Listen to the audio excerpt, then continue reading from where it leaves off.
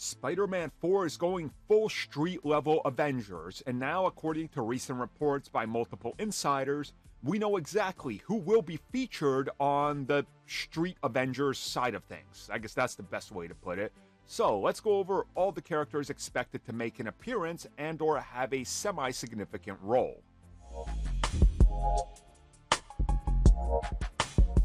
Now, you all know what to do before we get to this. Take a big old grain of salt and multiply it times a couple hundred, and there you go. Take it with all those grains of salt that this could be true, because we've seen scoopers and insiders flip on their own statements and arguments multiple times. So who knows what's going on, but I think most people see the direction that they're going in, and especially the direction that's been teased by Marvel and Sony, which is a smaller film. You know, calm down a little bit. Let's go back to Spider-Man being a street-level hero, which, yeah, I'm fine with that, which of course means he's got to team up with some street-level heroes to fight Wilson Fisk. Well, the reports are saying we're gonna get a handful, so let's start off with the most obvious.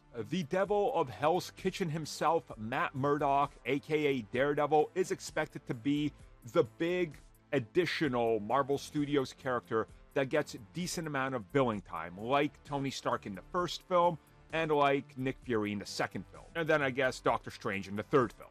This makes sense, the relationship is there in the comics, it's there in the MCU, so yeah.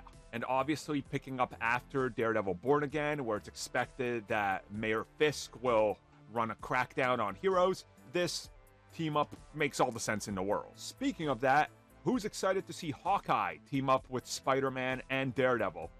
Well, depending on how you look at it, bad news for you, because Kate Bishop is expected to be the Hawkeye in this project. By all accounts, this would kind of be connected to the ending of The Marvels, where there's recruitment going on, and Kate is operating in New York.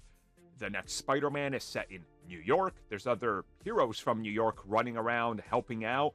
Yeah, this all checks out, and honestly, good. This is exactly who I need in there. We need to start adding some of these TV characters more prominently into the TV projects and other film projects as well. So there's that cross-pollination of everything. So they're kind of, more aware of each other, and we know what's going on TV and on film. And speaking of TV on film, Jessica Jones will be making an appearance in this according to reports. She's going to be much like how she was in the Netflix show. She's doing her work. Who's paying her to get the photos? Well, we'll find out, I guess, in Spider-Man 4, but that's how she's going to be involved. The relationship with Daredevil obviously brings her in contact with Spider-Man. Who knows if she was maybe hired by somebody to try to figure out Spider-Man's identity. That makes sense with J. Jonah Jameson. So here, honestly, this looks good. So that's it, according to the reports. That's the additional MCU characters you can expect to see in this project. I think it's fine. I think it's honestly great if we get all three of these.